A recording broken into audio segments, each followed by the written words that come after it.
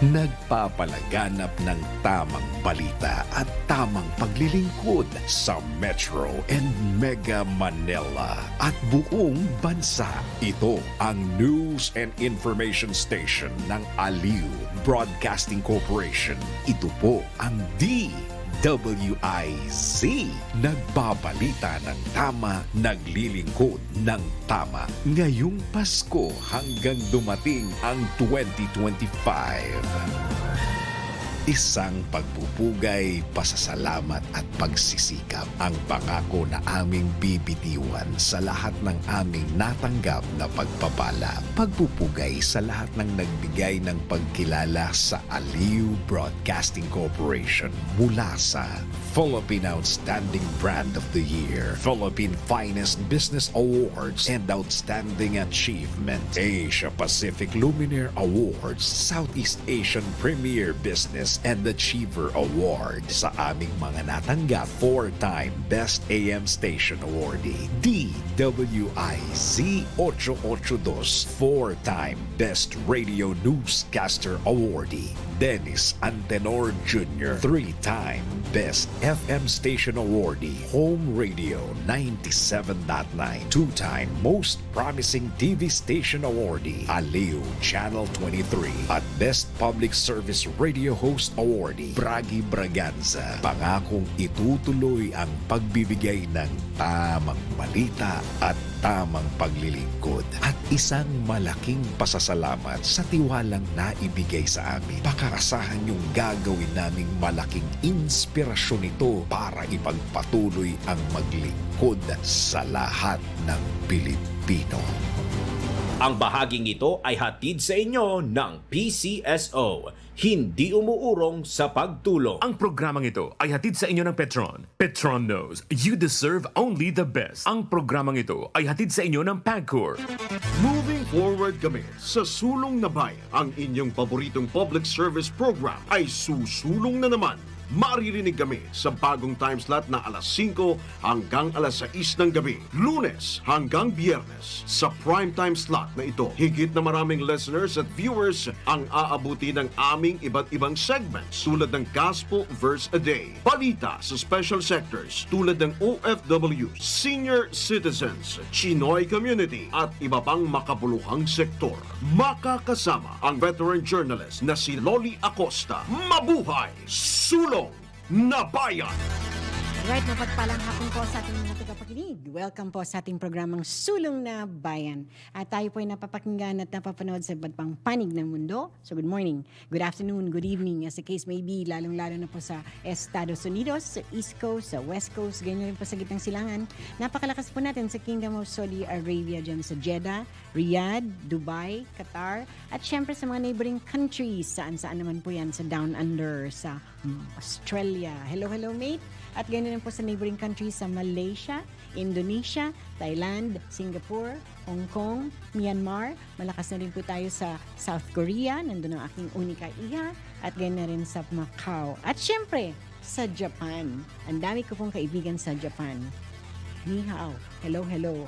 Diyan sa ating mga friends sa Japan. At dito naman po, Luzon, Visayas, Mindanao, lalong-lalo na po sa ating mga kapatirang Muslim. Assalamu alaikum.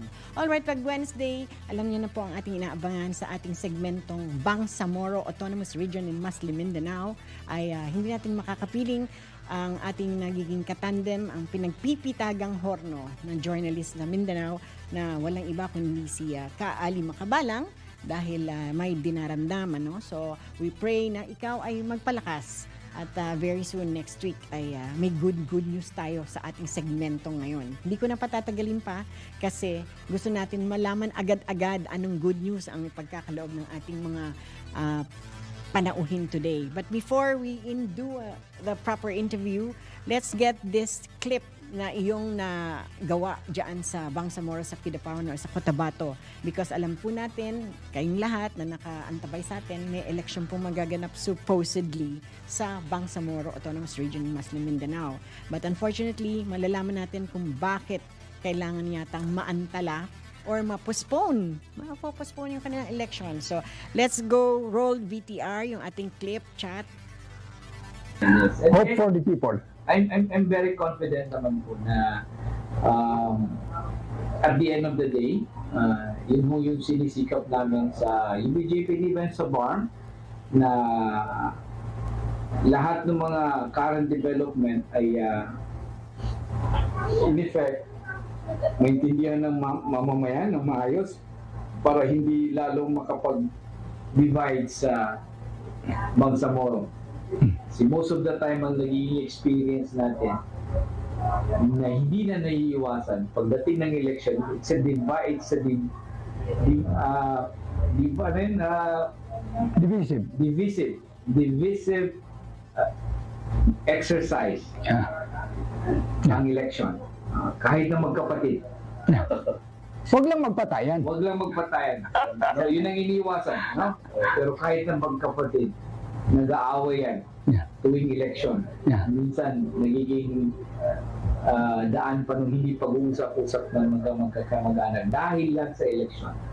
So, wag sana natin itong tularan at maging mapayapa yung gagawing election sana next year. Yung term, kumbaga, yung term pa sa language locally ng mga bata, ano? Hindi ko lang alam po pali kung familiar ka, pag naglalaban-laban na sa amin, no, sa Maguindanao na dapat ay sports book para naukan. Sports book. Ibig sabihin dapat laro lang. Laro lang, oo. Sports lang. Kasi kung pasukan mo pa ng iba, away na. Di ba? So, kung ganun sana ang political exercise natin, di ba? Hindi siya magiging madugo. Magiging maayos at pagtapos ng eleksyon, okay na, balik na sa dati na. Kaso in reality, hindi yun nangyayari, mahirap mangyari. Pero sikapin pa rin natin. Mali mo, in the next couple of years, no, marami tayong makikitang changes, no, na sinikisikap natin mabago dahil nasa meron na tayong peace agreements na napirmahan at ini-implement na sa ngayon at nabuo na yung isang political entity na pinagkasunduan, hindi ipinilit sa bawat isa, di ba? Na para sa ating mamamayang Bangsamoro, maging daan doon sa hakbang natin patungo sa isang progresibo at mapayapang Bangsamoro, no? In the next couple. Kasi at the end of the day, kaya naman natin ito ginagawa, hindi dapat pang sarili, dapat para sa tao lahat. Ayun, madaling sabihin, pero pag trabahuin mo na, gagawin mo na, most of the time yun ang nagiging challenge. Kasi yan ang nagiging pananaw sa isang politician. Kaya ako papali, kung maiiwasan ko pa, sa birokrasya lang ako. Hindi ko gusto, kasi in-expect ko rin baka may panahon na yung panahon na makakapagsabi na may involved na tayo dyan. But as much as possible na kung meron pang level na pwede akong mag-decide, kasi again, MILF is a collective and consultative decision in terms of deciding major issues, right? Kasama ang mga members niyan, no? Halimbawa, mas gugustuhin ko nasa birokrasya ko. Although I'm looking at sana na in the next couple of years, yung perception sa politician mabago sana. Kasi ang kasanayan, talagang lahat ng veteranong politician magaling talaga in terms of mandaya. Magsalita. Magsinungaling. In effect, sabi ko, pali magsinungaling. Diba? Huwag naman sana. Pero very persuasive ang mga veterano na talagang kung ikaw makikinig ka, dahil sa galing niya magsalita, talagang mapapakumbinsi ka. Pero kung alam mo yung background niya, yun ang challenge doon, yun ba ay reflective of the actions he's doing right after na ma-elect? Doon naman yung gauge ng halimbawa na sino-sino yung mga ganung veterano na nagkaroon ng consistency sa dalawang sa advocacy. Advocacy and the action.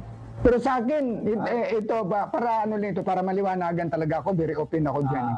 I like politicians who are consistent in their advocacy. When you say unity, but you are advocating unity and you are creating a scenario na dividing the MILF. Mayroong salamat faction. Yung una yan. I'm just referring some factions. Anyway, going to that, pahabol kasi ito, postscript baga. Gusto ko makakuha yung position mo nito. Lately, na-interview ko si former Congressman Toto Mangudadato. And sabi niya, I'll be filing a protest, a complaint before the COMELEC questioning sabi niya, bloated. Blula Sangki. Blula Sangki, 33,996 compared to 30,000. 117. Sabi niya, few years ago, kalimutan ko na exact year, ang 2022, ang registered voters is 24,000. Pero ang pinaka-origin nito, creation nito, ang registered voters niya was 9,000. It was created in 2007. Yes. Das. Yun yung nakita kong figure sa FB. Allegedly, yung population doon ng Abdullah Sangki, hindi ko lang alam kung 2022 yun, o 2016, no? 2020 ay 30,000. 117. Yeah, population. Population. How come na ang registered voter mo ngayon ay 33,000? 996. Ano na nila yung Right. Registered voter. When we say registered voter, 18 years old and above. hindi pa kasama yung Hindi kasama yung 17 below. below. Right. So, siyempre, ang tinatanong niya, bakit umabot ng 33? Eh, nung 2022, kung 2022, 30,000 lang yung population mo. Ngayon, napalobo mo na. So, ibig sabihin, umabot ka naman ng 40,000 ng population. Kasi di hamak, mas mababa ang registered voters sa population, di ba? Logically, statistically improbable. Sa bar ngayon, roughly, aabot na tayo ng 5 million in terms of population. Pero ang projected na registered voters, registered voters, ay nasa 2 million plus. Hindi 5 plus. Hindi 5 plus. Ay, di ba, hindi pa nga umabot ng 50% yung registered voters sa population. Kasi, Diba? So, bakit ganun daw? Yun ang tanong niya, no? Kaya nga, na-publish natin yan. So, i-check daw nila. Hindi ka na. Banner natin, Banner yun. Hindi, actually, I'm not against anybody. As a matter of fact, sa meeting natin kanina, ewan ko na abot mga kapwa media. Sabi, why don't you tackle this? Para malinawan to. It's not good na one way lang. Anyway, sa Wednesday, as sinabihan ko ang co-host ko, talian mo si Garcia at ito, para ma-confirm niya. Try and attempt next Wednesday because the person you just viewed is no less than Engineer Mohajarin Ali. He is the spokesperson of Bangsamoro Autonomous Region in Muslim Mindanao, and he's also the Bangsamoro Planning and Development Authority Director General and Assistant Senior Minister. So he was like just saying, for you to translate it to everybody, he would want to advocate and promote peace in the next elections coming in May 2025 for the first ever elections to be held in Bangsamoro. So we'd want to have that kind of peace and achieve it because their goal, they are like 5 million people in Mindanao. So they would want to give a lot of business opportunities. And talk about business opportunities, we want to thank Kaali Makabalang for giving us that clip. For now, we want to introduce to you good news because in Mindanao, they have 5 million population and they would need a lot of jobs, a lot of business opportunities, and it's thriving. We will give you this. Here with us in the studio live, no less than Pyrolysis, the CEO, and Case K, the founder of their foundation. They have a foundation who would want to really help the less fortunate, the less privileged, the needy, the poor. How so? We will ask them to explain because they're into data and science technology. Because we all know right now we are high technology. Everywhere you go, there's digital, there's a lot of digiboxes and digitization. So let's find out from them what is their data science technology all about. Let's welcome to our program Pyrolysis and Cascade Horiguchi. Good afternoon. Hello. Greet everyone first. Yeah, thank you very much for inviting. My name is Pyrolysis. I'm the CEO of a company called GuildQB. So we are, as she introduced us, we're in technology, also AI, and the data science sector of the business. So we've been running for about 2 years, this company. And of course, we're both from Japan.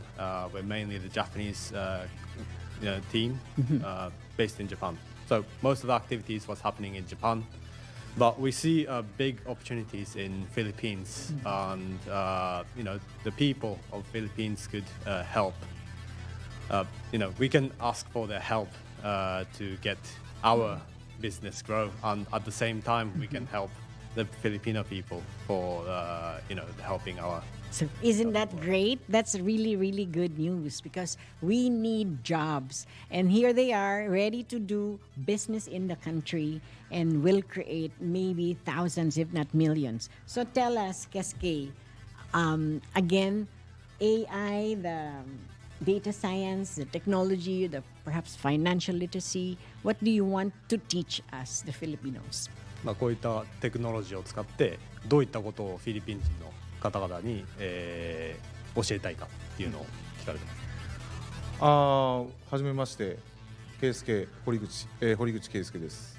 ギルド QB の、ファウンダーです。僕たちの作っているデータサイエンス、のプラットフォームを使えばですね、新しくフィリピンの方だけではないんですけども、このフィリピンの方で本当に困っている方とか、そういった状況、自分の置かれている状況、自分が経験したことを、プラットフォームに、リスティングしていくことで、そのインセンティブを獲得することができます。でもう一つは、なかなか獲得できなかったデータを、ネットワークを通していろんな企業が獲得することができるので、よりもっと効果的な、製品、商品、サービスが提供することができます。それが、人々によっても企業にとってもすごく、いいことですし、そこが関係性が、より、近づく、シンプルになるっていうのがこの、ネットワーク、このサービスの一番いいところかなと思います。So That's a mouthful. What did he say? Pyro, go. Yeah, I can translate that for All you. right. So by using our data science platform, what they can do is they can send the data to our platform, Okay. which can basically get the information of the region.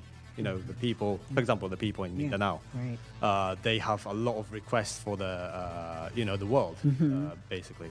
And this data science platform, we take in the data, and we can use that data to create, for example, like help that they request, but also that data can also be used to develop the AI, which is like a win-win situation for both of us. By using that technology, Filipino people can learn how this technology is used. By just using it, they get incentivized and educated to the technology at the same time, which is a great benefit for both us. It's advantageous Yes, because that's everybody's using already AI. Yes, exactly. And again, we will have to start from basic. Is that like what you're thinking is to put up a learning school perhaps first here in the country? ただ Do そ you れを have in する mind? ためにそれを勉強するための Flooring. 学校とかを建てるような学校を建てるというか、みんなが学べるようなプラットフォームを用意する予定というのはあるんですか？そうですね、やっぱりチャット GPT がすごく出てきて話題になって、またそれもアップデートされて、でソラっていう新しい動画生成のプラットフォームも出てきて、やっぱりそれ自体をどう使うかっていうところも、もちろんそうだし、そういったものが人々のビジネスだけじゃなくて生活にも、全て必要になってくるような時代なので、そういったところを勉強できるプラットフォームだったり、本当に子どもたちの世代が、本当にスマートフォンを自由に触っている世代っていうのは、どんどん若くなってますけど、それも AI も同じように、子どもたちでも、リスクを取ることなく、危険な目に遭わないようにっていう意味も含めて、勉強する場所が必要になってくる状況ですし、我々もそれを提供したいと考えております。So, of course, many people are already using ChatGPT, for Right, example, from ChatGPT. OpenAI. Or there are many Other, different yeah. AI platforms that can create videos, new technology. You know, many. There are many things that you can do with AIs. Just like smartphones, it came out a while ago. Okay. Now everyone can use it. Right. Right. That and fast. without using smartphones, it's really difficult to do any business or learn any process. So similar to that, of course, the people in Philippines, or it's not just Philippines actually, around the world has to learn about AI to keep up with that world. So of course we want to provide that platform service. Let's talk about So that's- data science and Yeah, some of the other sorry. related trends. Go ahead. Sorry. We're doing it live. Right. Okay. Go. Continue. Pyro. Yeah. Again, what do you have in mind? Perhaps let's just try the Mindanao, because Mindanao is a new region and it's an autonomous region, and perhaps a lot of them don't really know yet what to do with their resources. It's a whole lot of, if you don't know about it, the Philippine, or actually the Mindanao area is really, really rich in natural resources. So if you have that kind of a thing that you're saying, the data, you'll gather data, the science, technology, what do you have in mind for Mindanao? Let's just, You mentioned about the natural resources. okay. Of course, the natural resource is going to be useful, but what we are looking at is human resources, Okay. right? So AI, they always need something to learn from, That's right. right? And the best learning resource for AI is human, All right? right. That's what Mindanao has in abundance, of course. And the beauty of the technology that we're providing is that they don't have to have any rights or like a permission to participate in this learning process, or like providing data for this AI development. So people in Mindanao, of course, they probably don't know how to get some, banking job or like a huge financial companies literacy, or something yeah. like that. But it's what we're providing is a platform as easy as just accessing. Okay. With- Accessibility. Yes, very accessible for anyone Okay. who is human, which is what we are. Sure. So that's what we can provide this platform. It's like mimicking. If you're referring to human technology, AI is like mimicking the experiences That's that correct. you've gathered. You're a Londoner yourself. You studied in London. You mentioned that to me. Yes. So it's a whole different, the knowledge that you accumulated there is way, way beyond what we have right now. So perhaps the AI, let's ask SK.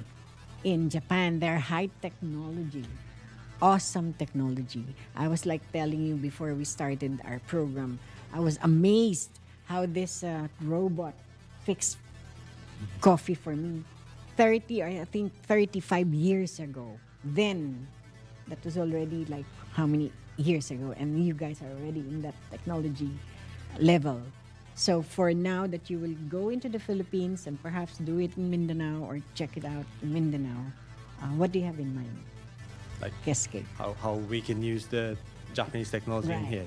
because you're まあ日本っていうのは No. すごい技術的にもフィリピンと比べて、先進国であるというところで、まあ彼女も30年ぐらい前に行った時に、体験した通り、まあそれがあまり変わってない状況っていう中で、まあそれを使ってどうやってフィリピンの人にアプローチすることができると考えてます。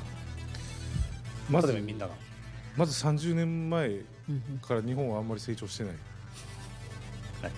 そして、まあそれをも、技術だったり、ノウハウ、テクノロジーに関して、進んでいることは間違いないと思うんですけども、今世界でリードしているかと言われれば、そうではないと思います。でそれをフィリピンの方々に、提供する方法は、よりなんていうんですかね、データとか、情報そういったものを、より直接届けられるプラットフォームが必要だと思います。例えば Google とか Facebook とか Amazon とか Apple に、情報が集まっていて、それをみんな手に入れたいってもたくさんのお金を支払う必要が、ありますが、それがそのどういうものが必要、フィリピンの方にとってどういうものが必要かっていうことが分かっていれば、それを、日本の方が提供すれば、本当に直接データが、把握共有してもらうことができる、そんなプラットフォームをね作れたらいいなと思っております。So, what he says, Japan, I think you've been to Japan. Okay. 30 Before you continue, we have to pause for a quick break. All that he said, say it in plain English so that we will all understand. But we have to pause for a quick break to give way to our sponsors. The Philippine Standard Time is 5:26 in the afternoon. Si Miss Loli Acosta, Sulong na Bayan sa DWIZ 882. Oras, hatid sa inyo ng PAGCOR. Ang bahaging ito ay inihatid sa inyo ng PCSO. Hindi umuurong sa pagtulong. Panatilihing masaya ang paglilibang. Magtakda na oras at limitahan ang gastos sa paglalaro. Huwag magsugal kung nalulungkot. Huwag hayaang makasira ng buhay at pamilya.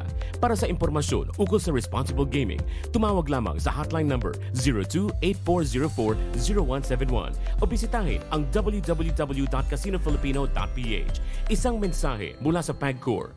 Gambling is for 21 years old and above only. Keep it fun. Game responsibly. Adik ka na ba sa sugal? Lagi ka bang nakakaramdam na matinding udyok na magsugal? Laging gigil na makabawi sa pagkatalo? Naglalaan ka ba ng mas malaking oras at salapi para sa sugal sa halip na para sa pamilya? Nababaon ka na ba sa utang at nagbebenta ng mga ari-arian dahil sa pagsusugal? Kung kailangan mo ng tulong o maging ang isang mahal mo sa buhay, may mga programa ang Philippine Amusement and Gaming Corporation o PAGCOR tulad ng Player Exclusion Program at iba pa. Para sa dagdag na detalye at impormasyon tungkol sa problem gambling, mag-log on sa www.pagcor.ph/regulatory/responsible.ph. Isang paalala mula sa PAGCOR. Game safely, game responsibly.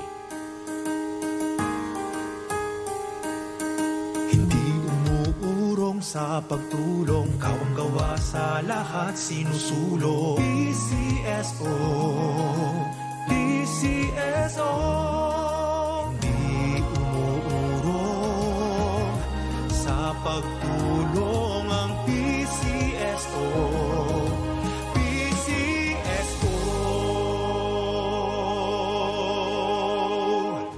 Papalakas ng papalakas, palinaw ng palinaw, mga balita at impormasyong naiintindihan dahil malinaw mong nalaman. Tutok lang sa DWIZ mula umaga hanggang gabi. Updated on air and online. DWIZ, nagbabalita ng tama, naglilingkod ng tama.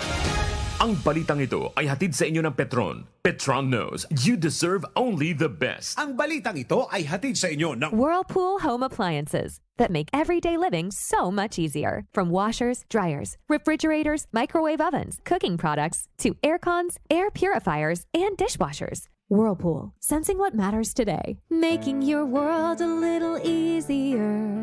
Whirlpool. latest, pinakabago at tama. DWIZ News Catch Up. News Catch Up. Magandang hapon Pilipinas, narito na mga tamang balita sa oras na ito. Pamahalaan nilinaw na lahat ng POGO licenses ay kakanselahin na sa Disyembre 15 ngayong taon. Detalye ng balita, Patrol 13, Gilbert Perdes. Inanunsyo ni PAGCOR Chairman at Chief Executive Officer Alejandro Tenco na lahat ng natitirang lisensya ng POGO operators ay kakansilahin na sa darating na Disyembre ngayong taon. Sa press briefing dito sa Malacanang, sinabi ni Tenco na ito raw ay tugon sa kautusan ni Pangulong Ferdinand Marcos Jr. na itigil na ang operasyon ng mga POGO sa buong Pilipinas. Nilinaw naman ni Tenco na wala ng pagbibigyan ng renewal ang lisensya para sa susunod na taon. Maalalang inanunsyo ni Pangulong Marcos ang pagban sa mga POGO sa kanyang ikatlong State of the Nation address nitong Hulyo ngayong taon.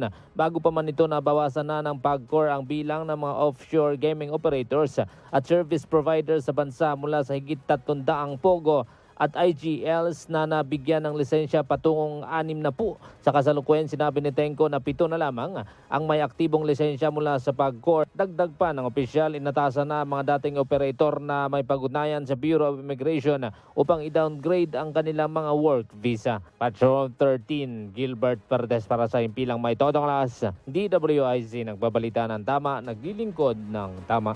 DWIZ News Catch Up. News Catch Up. Maraming salamat Gilbert. Samantala, Kamara nagpasalamat sa suporta ng mga senador sa pagpapanatili sa pondo ng AKAP. Kuha tayo ng live report mula kay Patrol 30, Jelly Mendez. Jelly? Yes, Daryl, nagpaabot nga ng pasasalamat sa mga senador si House Speaker Martin Romualdez sa pagbibigay suporta tungo yan sa pagpapanatili ng paglalaan ng pondo sa ayuda para sa kapasangkita program o yung AKAP ng Department of Social Welfare and Development o DSWD. Inihayag ni Speaker Romualdez na napagkasunduan ng Bicameral Conference Committee para sa pambansang budget ng 2025 na magpatuloy ang pagbibigay pondo sa naturang programa. Pinuri ng lider ng Kamara ang Komite sa Appropriations na pinamumunuan ni Ako Bicol Party List Representative Zaldico na sa pagtagumpay na pagtatanggol, umatagumpay na pagtatanggol sa mga panukalang budget ng Kamara. Masayang ibinahagi ni Speaker Romualdez ang tuloy-tuloy na operasyon ng naturang programa para sa mga mahihirap na Pilipino. Ang naturang hakbang ay bilang tugon sa panawagan ni Pangulong Ferdinand Marcos Jr. na tiyakin ang pagtugon sa pangailangan ng mamamayan, bunsod na rin ang epekto ng inflation at ang mataas na presyo ng mga pangunahing bilihin. Sa payag naman ni House Committee on Appropriations Chairman at Ako Bicol Party List Representative Zaldico, may kabuuang halagang 26 billion pesos ang inilaan para sa AKAP sa ilalim ng 2025 national budget. Binigyan diin naman ni Speaker Romualdez ang kahalagahan ng programa para sa mga Pilipinong may trabaho ngunit hindi sapat ang kanilang kita. Kanya, tiniyak ng House panel na mananatili ang AKAP sa 2025 budget para tulungan ang ating mga kababayan. Nabatid ang AKAP ay isang panukalang anti-inflation na naglalayong pigilan ang mga near-poor families na muling bumagsak sa kahirapan dahil sa mga hindi inaasahang pangyayari tulad na lamang ng sakit, pagkamatay o kalamidad. Patunayaan niya ito ng pagpapahalaga ng Kongreso sa AKAP bilang isang lifeline ng maraming Pilipino. Ito si Patrol 30, Jelly Mendez nag-uuna para sa Impilang May Todong Lakas sa DWIZ.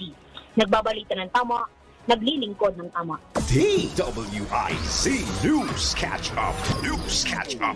Salamat Jelly at iyan ang mga tamang balita sa mga oras na ito. Mag-follow at subscribe sa lahat ng DWIZ News digital channels, Facebook, Instagram, YouTube, TikTok, X, DWIZ News app at DWIZ News website.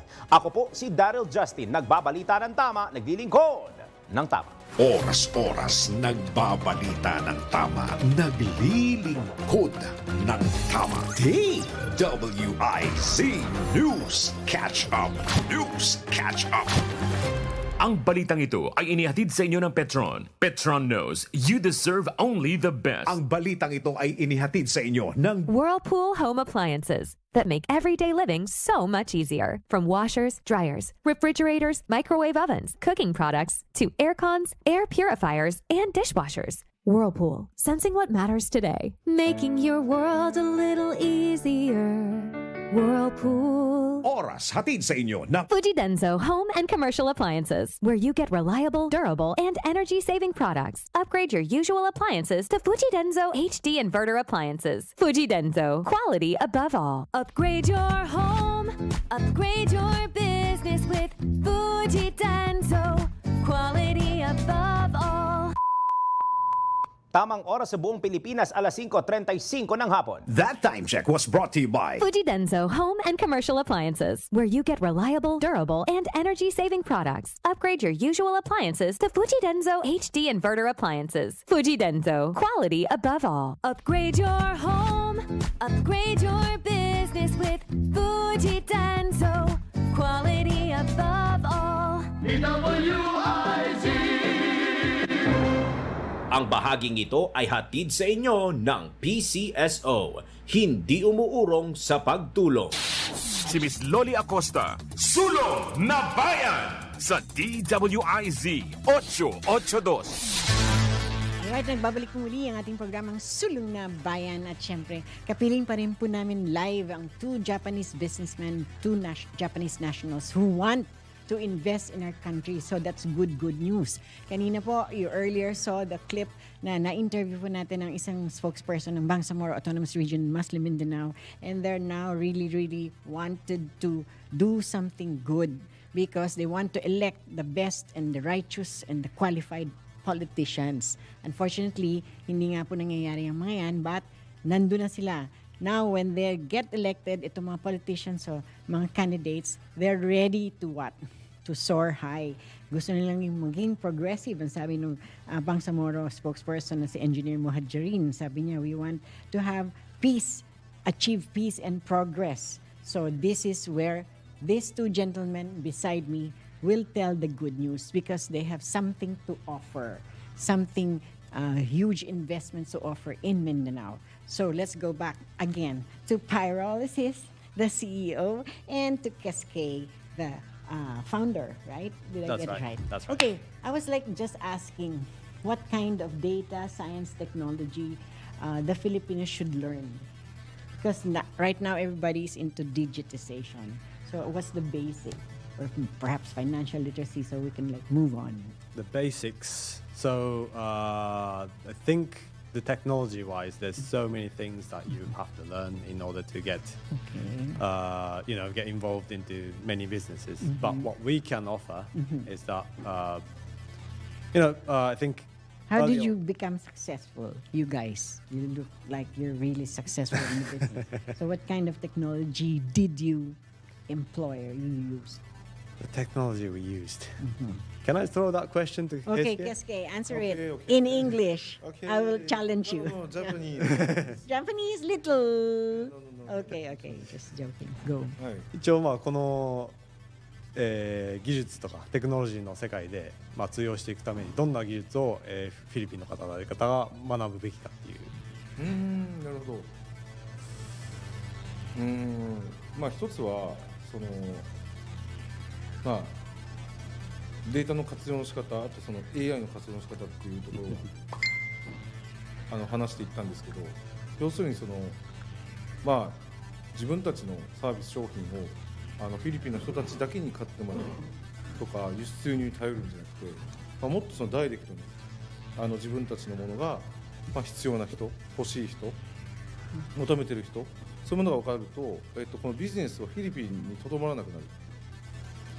これが次の世界というか、どこの国に生まれたから不利、どこの国だから有利っていうそういうものがなくなるとすごくいいのかなと思いますし、あとはそういったところを意識して次のビジネスとかサービスを作っていく、これがこれからのフィリピンに求められるというか、意識するレベルをちょっと変えていくポイントかなと思います。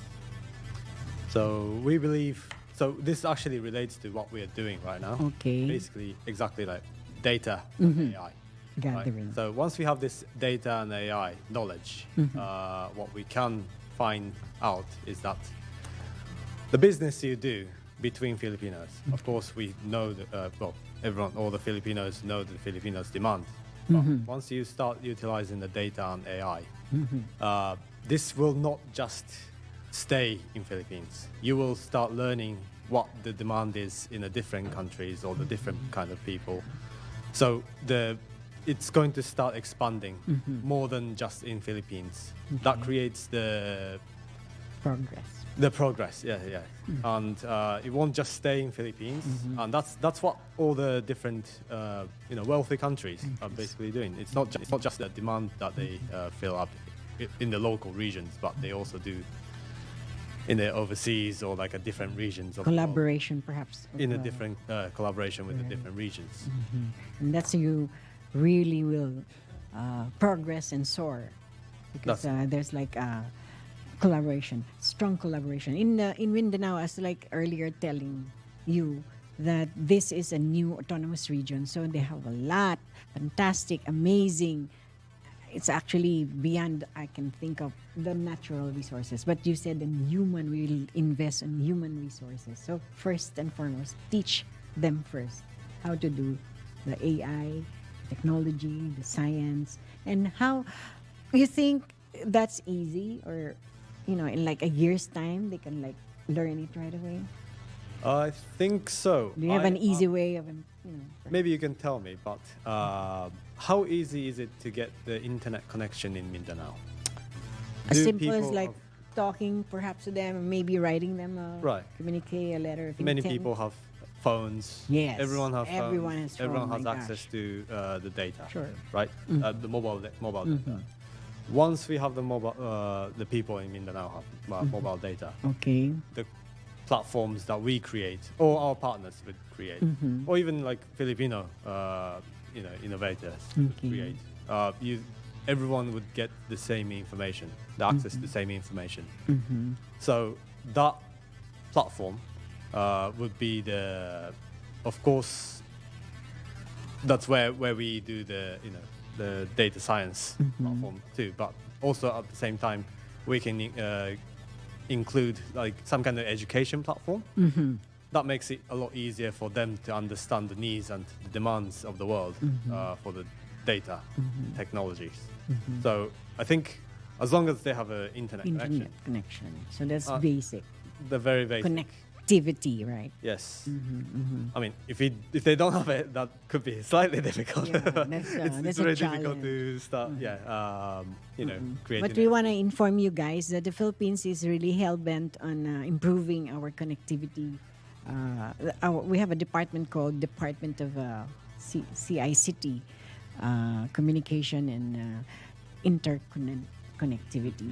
So we will improve on that. But it's good that now viewers are hearing it from you straight from the horse's mouth, that we need to have a good connectivity. Otherwise, let's not talk about it, abandon the thought or something. But going back to data science, technology, and AI, which is better, science or artificial information? What do you think? Which is better? I think for you personally, for us, in your business, it's actually both of them are that's a good answer. As important as everything. AI, they can't be developed without data science. Data science is not going to be any use without, for example, some applications like AI. Right. So the knowledge for both of them is going to be very important for the future. What for now do you think is a bestseller in any business? What kind of business is thriving, like in Japan? throw that to Yeah, Keisuke then. 日本で今一番成長されているビジネスっていうのはどういったところにありますか？ Like perhaps importation of vegetables or fruits or all these things. For trade. 成長しているバーチャル Barter. VTuber VTuber、バーチャルのなんかバーチャルのそのキャラクターが、AI だったり、あとはその声を吹き込んで、その勝手に、キャラクターがそのライブ配信したり、お店の受付をしたり、バーチャル YouTuber みたいなものが、今すごく流行ってます。One of the thriving business or like a frontier, would you say, new businesses, the virtual YouTuber, or what we call the VTubers. VTube. So it's like for example, like a character created by AI. Okay. They will sing, Mimic. play games. Yeah. Becoming a concierge for as like a guide, tour guide, or things like that. And that is definitely one of the business that utilizes the AI technology in their core. So that's one of the very thriving and growing business. And is it like a profitable, perhaps? Definitely profitable, profitable business. Why people flock that kind of a thing, or what? Sorry. Like people will like get magnetized to do that thing. Yes, they would get monetized. Of course, back then, when YouTubers were booming and growing business, of course, the person had to sit here, like me, and talk to the camera and upload it on YouTube. Whereas when it comes to VTubers, it's created by AI automatically. So less human resources, less cost, a lot quicker. And What do you need then? Maybe a graphic backgrounder or something? probably a good Just that? PC. Well, good lighting, perhaps, so that No, you look no good lighting, no camera, not even camera. Oh, okay. You How do just do need a it then? script. Okay. You just need an AI knowledge on AI Okay. and PC to process it. Oh, And that is all you need. and that AI will look like you. You It can doesn't make have to it be- like look like me, look like you, okay, Or any business. or could be anime characters, for example. Anime, all right. So is that like the advantages is you mentioned less cost. Definitely less cost. You don't have to go there. I'll throw that question to him Yeah, too. Cascade. Will that make you spend more AI when you とか have that AI thing VTuber っていう for your business? 来た時にそれってまあコストが安いからっていうところなのか、まあ他にどんな、便利なところがある Because we're all feeling the pinch, so to speak. So we have to tighten our belt and, cost less or, don't spend too much. But before you answer it again, we have to pause for another break. The last gap. So, dyan lang po kayo. We'll stay put. We'll return. The Philippine Standard Time is 5:46 in the afternoon. Si Miss Loli Acosta, Sulong na Bayan sa DWIZ 882. Oras hatid sa inyo ng Pagcor. That time check was brought to you by Bingo Plus. Download Bingo Plus app now in Google Play and App Store for a chance to win up to 154 million pesos of jackpot prize. Visit bingoplus.com to learn more. With Bingo Plus, bingo sa saya plus sa panalo. Panatilihing masaya ang paglilibang. Magtakda na oras at limitahan ang gastos sa paglalaro. Huwag magsugal kung nalulungkot. Huwag hayaang makasira ng buhay at pamilya. Para sa impormasyon ukol sa responsible gaming, tumawag lamang sa hotline number 02-8404-0171 o bisitahin ang www.casinofilipino.ph. Isang mensahe mula sa Pagcor. Gambling is for 21 years old and above only. Keep it fun. Game responsibly. Adik ka na ba sa sugal? Lagi ka bang nakakaramdam na matinding udyok na magsugal? Laging gigil na makabawi sa pagkatalo? Naglalaan ka ba ng mas malaking oras at salapi para sa sugal sa halip na para sa pamilya? Nababaon ka na ba sa utang at nagbebenta ng mga ari-arian dahil sa pagsusugal? Kung kailangan mo ng tulong o maging ang isang mahal mo sa buhay, may mga programa ang Philippine Amusement and Gaming Corporation o PAGCOR tulad ng Player Exclusion Program at iba pa. Para sa dagdag na detalye at impormasyon tungkol sa problem gambling, mag-log on sa www.pagcor.ph/regulatory/responsible.ph. Isang paalala mula sa PAGCOR. Game safely, game responsibly. Bawal ang babagal-bagal. Bawal ang kukupad-kupad. Mabilis na ang panahon, kaya maiiwan ka kapag hindi ka nakasabay sa bilis ng panahon. Presyo ng gasolina, saan traffic, saan hindi. May strike ba o wala? At mga balitang importante sa buhay ng commuter na Pinoy sa DWIZ. Pasada Balita. Live sa DWIZ AM Metro and Mega Manila. DWIZ News FM Regional Stations. Aliw Channel 23 at nakalive din sa lahat ng DWIZ digital accounts. Kasama ang magbibigay ng kakaibang drive sa umaga. John Ibanez. DWIZ. Pasada. Pasada. Balita. Tuloy sa pagbabalita ng tama. Paglilingkod ng tama. Lunes hanggang Biyernes, 7 a.m. DWIZ. Si Miss Loli Acosta, Sulong na Bayan sa DWIZ 882. Right, in our last gap, we're again explaining to everyone, our viewers, our televiewers, our listeners, this good news, especially in Mindanao, because again, Mindanao is just a new autonomous region and they would need all the help that they can get. But don't worry, because we have the good news for you. So let's welcome back pyrolysis. The name alone is explosive. My gosh, so don't worry, you will have a good business explosive. And Keske, our two Japanese nationals, our hanging question before we get into our break. Again, is this like a cost-effective business? Not, you don't have to put in so much money. Perhaps it's advantageous on your part because if you set up this kind of business, it's easy. Go ahead, Kesuke. まあさっきのですね。You said. はい。まあもちろんコストが低いっていうことと、あとはファンがまあ望むものを、作ってあげられる。まあその自動的にもそういう行動を取るし、そういうキャラクターになっていくっていうのと、まああともう一つ一番は休まない、休みがない。でもう一つがスキャンダルない、ノースキャンダル。それが理由です。So of course, it's cost effective. Yeah, but also, for example, traditional YouTubers, they had a fan base. Okay, fan base. Of course, this VTubers would have fan base as well, and the VTubers in so many different ways than just one person doing it. Above all, another good example is that they don't need to rest.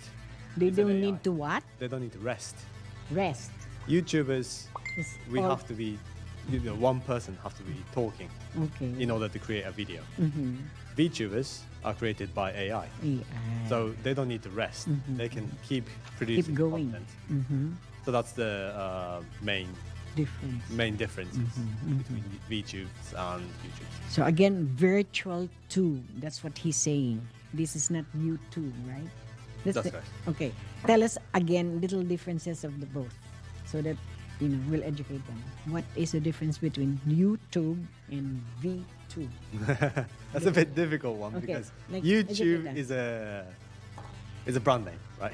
Okay. It's a streaming video streaming platform.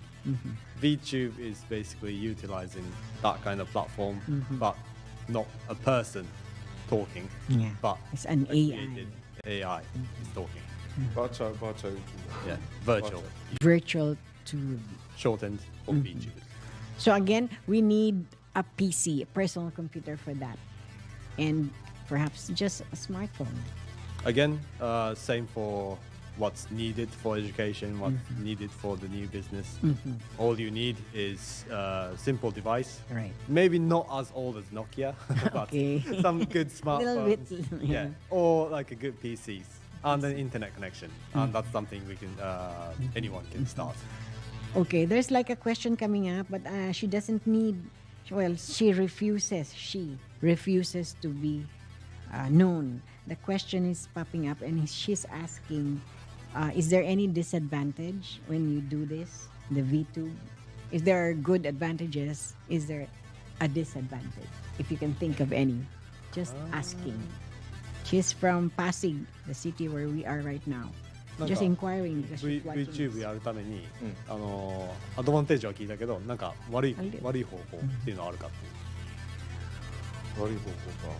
まあやっぱライバルいっぱいいる、競合いっぱいいるっていうところは分かりやすくあります。まあではどうやって独自性をファンをつけるかっていう戦い。Yeah, so since it's so easy to create the VTubers using AIs, as I said, anyone can make it, right? You just need a simple device. So there's a lot of competitors. Even young adults can make it. Exactly. Not just adults. Not just adults, young people, older people. As long as they know how to make it. So that's the part that she might be asking. Yeah. Is there like a disadvantage if it's the young people who would get into that? But in the end, a lot of competitors means you have to have creativity. So anyone with creativity can win that market. So yeah, that's what they're saying. There's more advantages than disadvantages. That's correct. Okay, and but we have to warn some young adults perhaps because they tend to abuse what they're doing. What can you say about that? The young adults who abuses. Or the generation, the young generation Z. That's how they term it. Like how to stop the abuse? Just a little warning. There's yes, just to get the creativity. There's a lot of cases when they do something dangerous, stunt or something like that. Stumble into. Yeah. So. Yeah, that's probably the part. They have to be careful. It doesn't have to be dangerous to be creative. It doesn't have to be something completely Be different. cautious. Yeah, just be cautious. There's so many ways of getting attention of people. So Because that's what they do all the time. Well, some of them, they'll say, okay, to get attention, they will compromise a lot of other things. Right. And then do the AI. And you tend to believe because you're so gang-ho and really, paying attention that well. So there's the cautious or the careful that you're saying. Be cautious. yeah. All right, that's all the time we have. We have a lot to talk about, but we will have that in a second part, perhaps when you come back. You guys are leaving for Japan tomorrow. Tomorrow night. Yes. So it's good that they're here and be able to tell you, inform you, and spread the good news. And we got a piece of what they are thinking. So give us like perhaps a 60 or 120 seconder of your message of hope. Let's start with Kesuke in English. 何か Just joking. Message to everyone Yeah. that you want to, 最後の invite them and 希望を与えるメッセージを。日本から今日来ましたけど、これからそのフィリピンだったり他の国の方々と世界中の人とこの一緒にビジネスができること、そして格差というかそういったものがどんどん世界中になくなっていくようなその今日第一歩になればいいなと思いますし、やっぱりそのためにはやっぱ分散化された、そしてより民主化された、世界中の誰もが使いやすいプラットフォームを、みんなで作っていく必要があるので、少しでもいいんでみんな応援してくれたら嬉しい。はい、ありがとうございます。Arigato gozaimasu. That's the only thing I learned the language. Domo. What's domo? Domo arigato. Very. Thank you very much. Oh, there's very much. If it's just arigato gozaimasu, there's no very much. No. Just thank you. Just thank you. Yes. Okay, see, you learned something new every day. Domo arigato gozaimasu. Kesuke, that's thank you very much for your time. And time for you to say your message of hope. So, what Keisuke was saying that we came to Philippines a few days ago. It was a very short stay, but we're planning to come back here to do our next steps of our business. And of course, it's not just in Philippines; it's actually around the world. Our goal for the development of our technology is that we try to minimize the difference of what do you call this? The rich and poor. Sure. There's a massive the gap. The gap. Yeah. So that's what we want to achieve in this world, and we believe decentralization and democratization is going to achieve that goal, and that's the platform that we want to build. So if you're interested, I have a Twitter account. My name Pyrolysis @GuildQB, and I'll be sending updates. You can get a lot of information of what we're doing from there. So please follow us, and I'll try to create more platforms, social platforms that I can spread the message on. So, well, thank you very much for inviting me today, inviting us today, and see you again in the next session. All right. They're leaving tomorrow, so the Instagram that he just said, keep it, and then perhaps you can go straight communicate with you. That's correct. Yeah. Directly. It's a free for all, so that he can inform you of whatever is going on. But the good news, they're coming back, so we can't wait for you guys to come back so that we can start. One thing, if you'd noticed, Pyro just said was to help. That's their aim. They're to help the less privileged. To when you have this kind of, it's what they do to give you learnings from this, because they're now very, very successful young businessmen, to impart that kind of knowledge to us here in Filipinos or in Mindanao. Perhaps they will start with Mindanao, because Mindanao right now really needs a lot of assistance and help. So there you go. We thank Mr. Pyrolysis and Kesuke. We can't wait to have you again, so just let us know when you're back. We'll start from there. So thank you, Clarice, and thank you everyone who has helped us today. Attorney Manda. I would not be able not to forget that, because I have a friend who used to be an airport manager. The name is Edgardo Manda. So this has been Loli Rivera Acosta. As I always say, keep God first in every area of our lives, so He will direct our path. But thank you, J.V. Dominguez, at ang ating chairman D. Edgar Cabangon, ating presidente Benji Ramos, ang ating Vice President for Development Attorney Macneil Rante, and syempre si Ka Ali Makabalang, ating co-host kanina. Magpagaling ka, Ka Ali, because we would have a lot of things for you when these two gentlemen come back next time. God bless everyone. Bye. Si Miss Loli Acosta, Sulong!